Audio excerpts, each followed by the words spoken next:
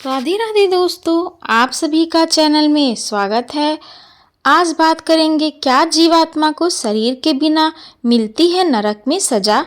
जाने मौत के बाद के विचित्र संसार से जुड़े गरुड़ पुराण के रहस्य। गरुड़ पुराण के अनुसार मरने के बाद आत्मा 24 घंटे के अंदर एक बार फिर से धरती पर लौटती है। इसके बाद परिजनों द्वारा तेरहवीं करने के बाद उसे सूक्ष्म शरीर मिलता है। इस सूक्ष्म शरीर को पाकर आत्मा फिर से यमलोक को में लौटती है। यमलोक में 16 नगर हैं। आत्मा को पैदल चलकर ही यमलोक की दूरी तय करनी पड़ती है। आइए गरुड़ पुराण के अनुसार जानते हैं कि मृत्यु के विचित्र संसार से जुड़े रहस्य।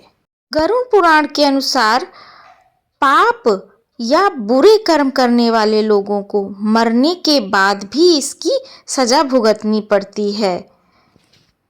बुरे कर्म करने वाले मनुष्य को नरक में भेजा जाता है, जहां पर उसे अपने कर्मों का हिसाब देना पड़ता है। आपने भी कभी न कभी यह बात जरूर सोची होगी, लेकिन दूसरी तरफ आपके दिमाग में भी यह सवाल आता ही होगा कि जब मरने के बाद शरीर से आत्मा निकल जाती है तो ऐसे में नरक में आत्मा को यातना कैसे दी जाती होगी, क्योंकि आत्मा को तो शरीर की तरह पीड़ा नहीं होती है। फिर मनुष्य नरक में अपने कर्मों की सजा कैसे पाता होगा। आइए इस सवाल का जवाब जानते हैं गरुड़ पुराण में। मौत से ठीक पहले दिखाई देते हैं यमराज। गरुड़ पुराण के अनुसार मृत्यु से जूझ रहा व्यक्ति यमराज को देख पाने में सक्षम होता है। मृत्यु के समय उस व्यक्ति की सोचने समझने की क्षमता कम होने लगती है, लेकिन उसे स्पष्ट रूप से यमराज दिखाई देने लगते हैं। जीवन और मृत्यु से जूझ रहा जीव कुछ बोलना चाहता है, लेकिन उसके गले से आवाज नहीं निकलती। उसे आसपास खड़े लोगों की आवाजें सुनाई देनी बंद हो जाती हैं। उसे अपने जीवन की धुंधली यादें नजर आने लगती हैं। इसके बाद यमराज उस जीव के भीतर से आत्मा खींच लेते हैं और उसे यमलोक ले जाते हैं। कर्मों का लेखा जोखा तैयार किया जाता है।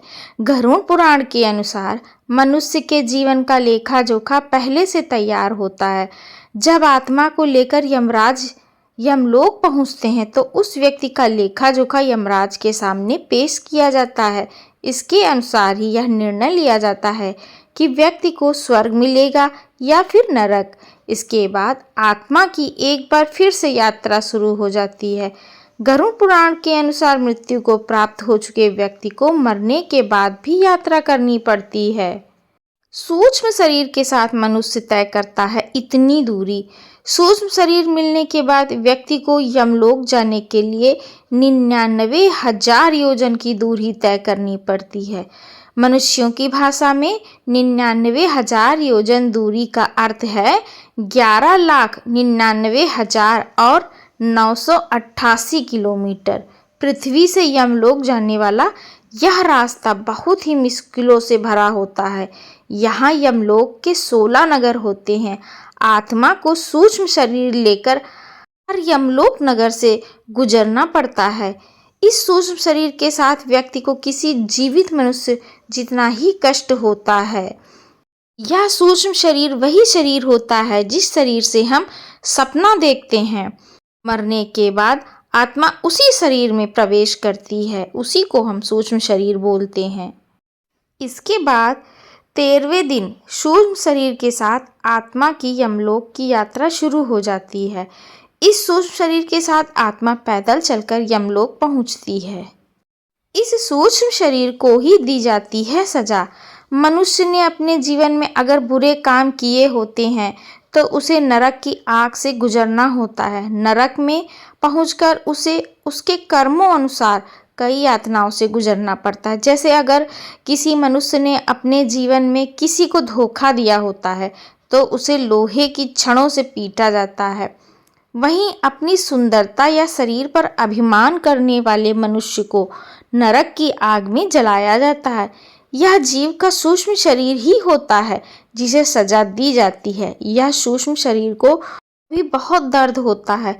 यह सूक्ष्म शरीर अस्थायी तौर पर मिलता है।